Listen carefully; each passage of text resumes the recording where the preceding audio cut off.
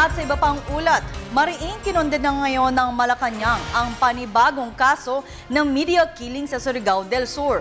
Ayon kay PCOO Secretary Sonny Coloma, bumuo ng task force ang PNP upang tugisin at papanagutin ang mga pumaslang kay radio broadcaster at Prime Radio FM supervisor na si Michael Milo sa Tandang City kahapon. Si Milo ay papauwi na sakay ng isang motorsiklo nang tambangan ng 3 kalalakihan. Agad namang dinala sa ospital ang biktima, subalit idineklara itong dead on arrival ng mga doktor.